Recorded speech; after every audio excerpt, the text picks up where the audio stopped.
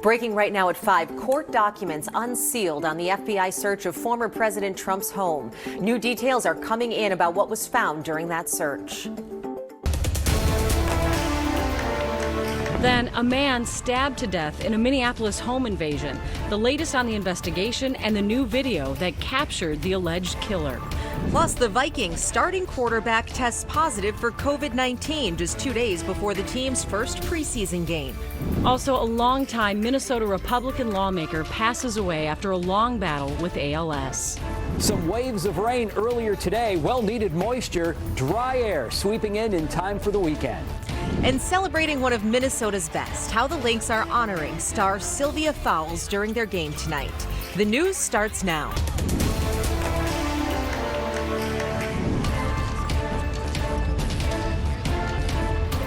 Thanks for joining us tonight. We begin with big developments involving the FBI search at former President Donald Trump's home. Just within the last few hours, a federal judge unsealed the search warrant, revealing what FBI agents were looking for and some of what they found. Chris Rapsky has the details from the live desk.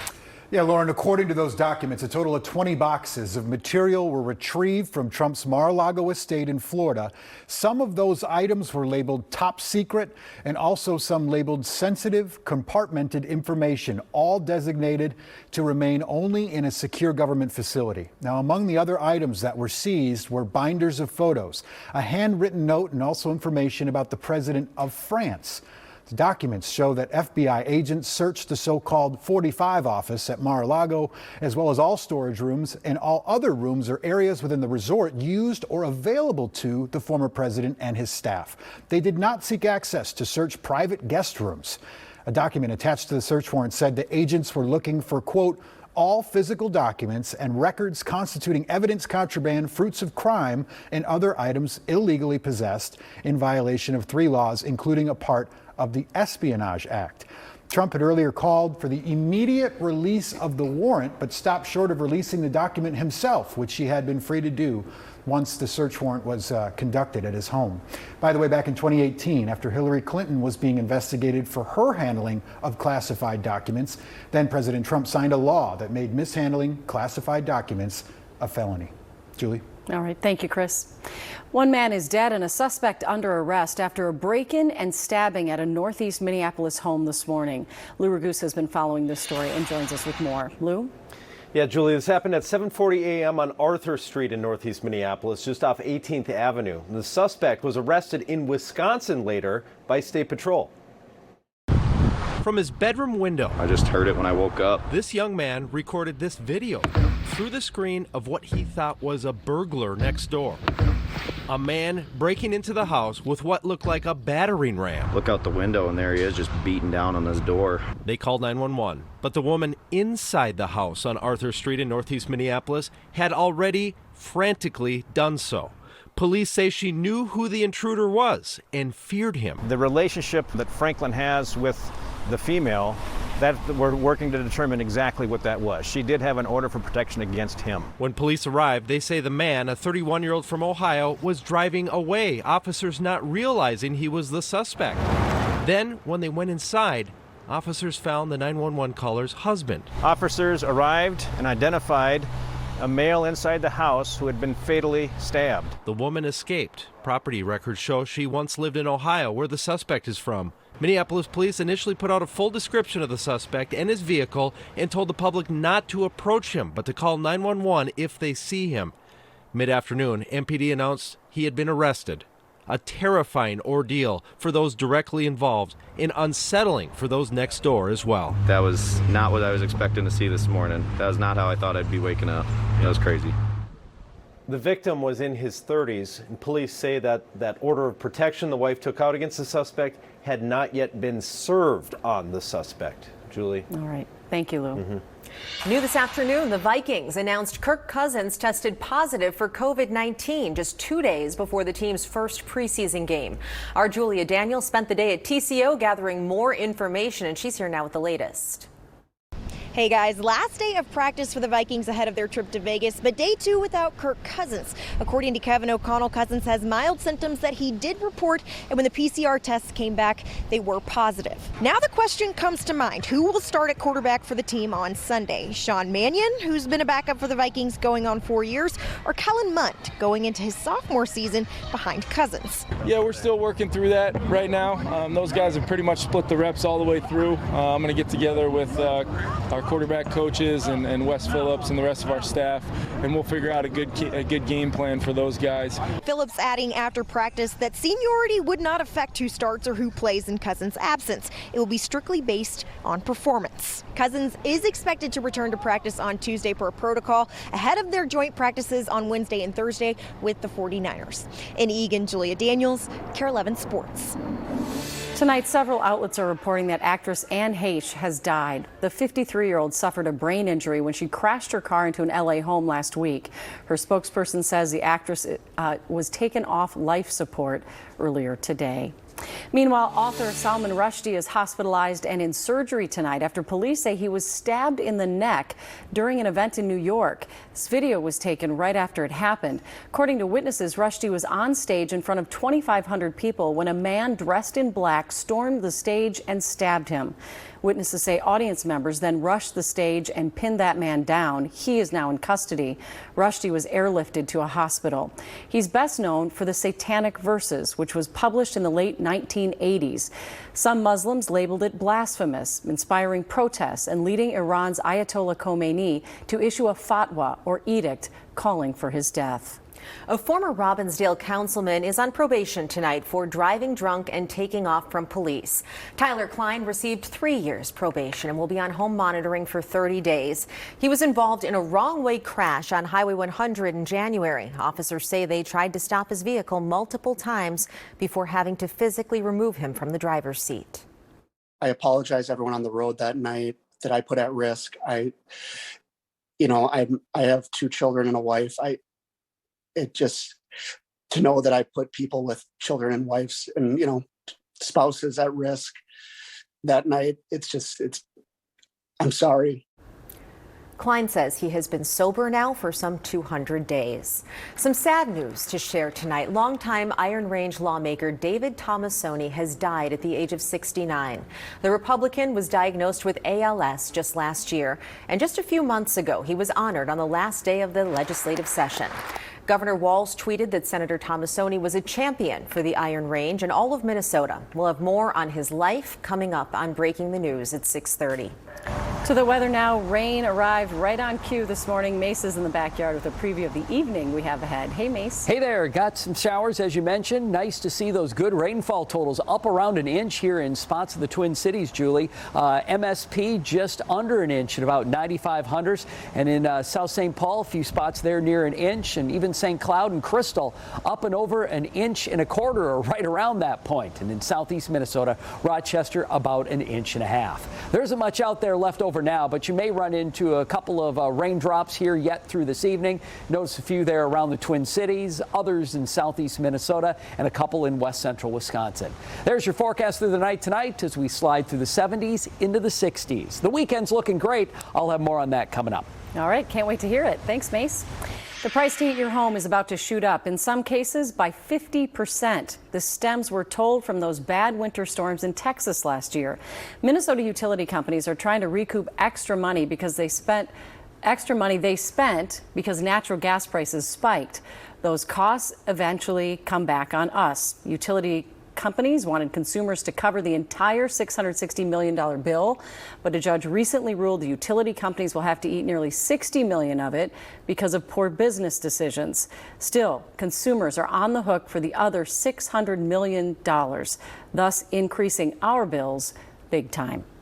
A new study by the Minnesota Department of Health outlines the consequences of excessive drinking. The repercussions outlined in the study don't just highlight the physical, but also the financial. Here's Sharon.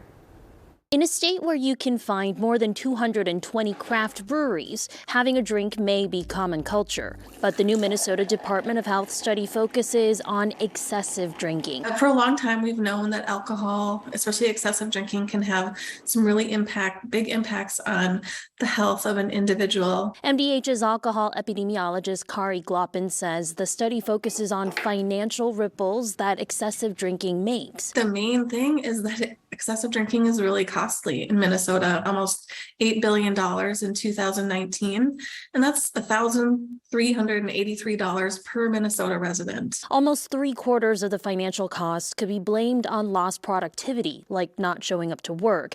Binge drinking accounts for about $5.7 billion of the cost due to things like lost productivity, crime, and motor vehicle crashes. Jail and prison costs, time of law enforcement officials, damage to property, and damage to the victims of crime, and time missed from work for them. Gloppin says the study was done to raise awareness about the effects drinking can have, not just on an individual, but on a family, a community. Having even just 4 drinks on an occasion, which in some ways may not seem like a lot, can be problematic and really contributes not only to injury and violence and chronic conditions, but also to our economy and just all parts of society. In Minneapolis, Sharon Yu, KARE 11 News.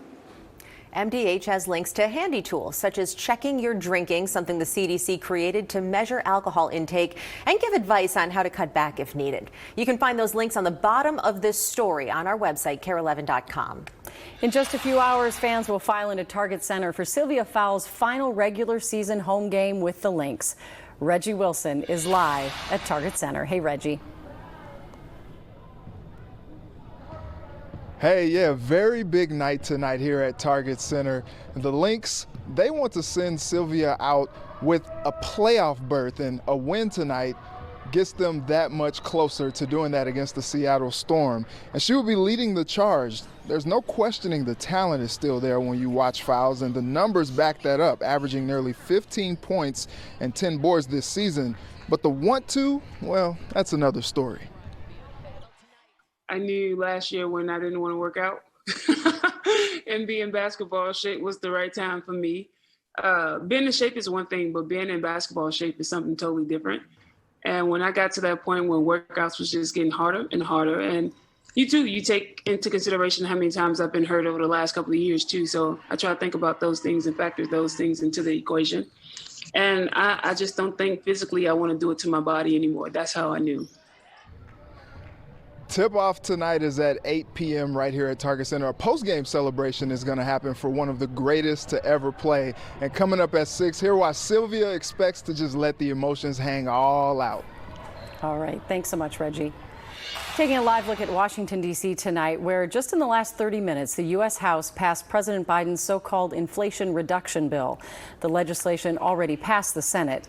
The bill gives the IRS $80 billion in additional funding, and more than $300 billion is earmarked to fight climate change. It also allows Medicare to directly negotiate with drug companies to lower the cost of prescription drugs for seniors. Still ahead here at 5, the Oregon State Trooper getting credit across the internet for his cat-like reflexes. Plus, is HBO Max planning to ditch scripted shows? What our Verified team was able to find out tonight. And spotting invasive plant species from space, how some U of M researchers are making it happen. Well, tonight plans are in the works to combine streaming services HBO Max and Discovery Plus, and that had rumors swirling that HBO was going to ditch all scripted content, meaning shows like Succession would be cut in favor of reality shows like 90 Day Fiancé. A spokesperson for HBO Max said the rumors are false, and during an investor call, executives repeatedly emphasized the company will continue to make scripted content. Eyes in the Sky are helping with plant research at the University of Minnesota. Morgan Wolf brings the team trying to help prevent the growth of some invasive plants. Extended bloom. Putting in time, Especially like in the shaded regions. to get ahead of a problem. Days wouldn't line up. It's what University of Minnesota researcher Ryan Briscoe-Runquist says could save Minnesota millions of dollars when it comes to invasive plants. Unfortunately, Minnesota has a lot of invasive plants. Probably some that people are most familiar with are things like buckthorn, garlic mustard. The species that we're working on for this project is called leafy spurge. So all of these areas that you see highlighted in blue is where our model is able to actually detect leafy spurge. This image you're looking at, it was taken by a satellite flying 700 miles above Earth. Which is absolutely amazing, yeah. Just to think about the imaging capability of these satellites. The goal of the research is to use this satellite picture to predict where leafy spurge can spread. It's deadly for cattle to eat. It's also highly resistant to pesticides. So this research isn't just about saving animals' lives, it's also about time and money. Which is really the biggest part of the research. Helping the environment from the sky. Where's the blue one that you had, though? By pinpointing with a map. And where leafy spurge might go under climate change. Like what are places that are at risk for new invasion? In St. Paul, Morgan Wolf. What can you see? KARE 11 News. If you want to read more on the report so far, you can find a link on KARE11.com. Take a look at this. Heavy rain caused a mess in Las Vegas last night. A casino had water pouring from the ceiling, soaking several of the tables below. The Vegas area is currently in a monsoon season, which the National Weather Service says is the wettest in 10 years. And there are chances for even more rain later today. Mace joins us now. We had that rain this morning. That was a welcome sight. Yeah, we needed the rain. They need the rain in the Southwest, just not all at once. Yeah. Our rain was so nice because it fell gradually, able to soak in. Wasn't those typical August thunderstorms. It just rolls right out. Powered right through and they're gone. And yeah, we just don't see the rain soaking in. We still have, of course, the drought conditions to talk about here around the Twin Cities. Some improvement when you compare it to last week. But again, most areas in the Twin Cities are right around a severe drought. As you look through the rest of southwestern and southern Minnesota, still several areas abnormally dry, moderately dry, but this is better than what you see from last week. It's not as widespread. We've shrunk it back and there aren't quite as many severe areas. So that's improvement thanks to last week's rainfall, and thankfully the rainfall we picked up today will probably help us out a little bit in that category, but it was close to what we typically see in a week. Not that different, around an inch. And of course, this was really the only rain day that's expected this week. So we didn't help out with the deficit. We just quit adding to it. 9,500 at MSP officially after a 71 high with the clouds around. Not a lot of sunshine today, but that's all right. One day without the sun helps keep that moisture, of course, right in the ground. It's 70 now, a pleasant 70 degrees, and the humidity isn't too bad. Looks like the dew point will be right around this area, maybe up just a little bit as we look into tomorrow. So it won't be a steamy weekend, maybe a little sticky at times, but a 60-degree dew point, not bad for this time of year. And the wind is starting to come down a little bit. It's been breezy on and off through the afternoon. Little sun maybe to St. Cloud, or at least trying to sneak out at 72. Now, where the sun has been out all day with a rich southerly wind, it has warmed up substantially, well into the 80s there, Madison and Marshall. But underneath that shroud of clouds, it's stuck in the 60s in northern Minnesota to around 70 in western Wisconsin. Southerly wind blowing in, that's bringing up the moisture, of course, the humidity at times, helping to pour out those raindrops, even with the system moving through and bringing up that breeze. And there's still a few areas here with gusts 20 miles an hour, even here in the metro at right around 30 or so. And with the bright white clouds, that's the boundary lingering around, so I can't rule out a shower through the rest of the night tonight. There's the first wave of rain we had today. Here's still a couple of those raindrops that are lingering in parts of Dakota County from Lakeville eastward over towards Highway 52 to almost Red Wing and Faribault, maybe around Egan, and a shower or two near Hudson and River Falls. Western Wisconsin looks like a lot of the rain has dried up here in the last half hour or so, but there were some showers. They're over on into Price County, extending down to near Wausau and La Crosse.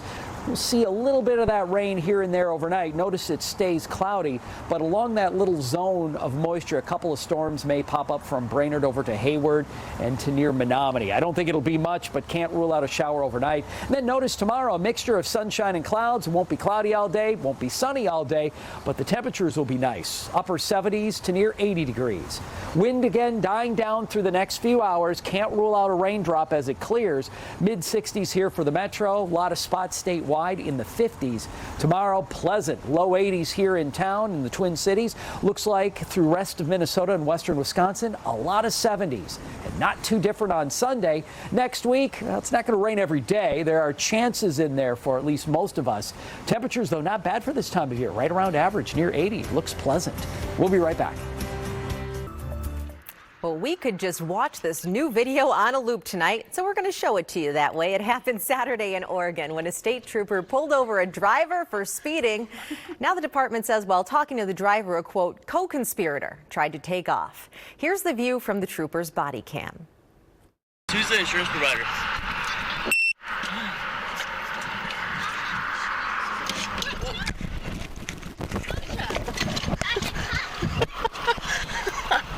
So much, Officer Silver. No problem.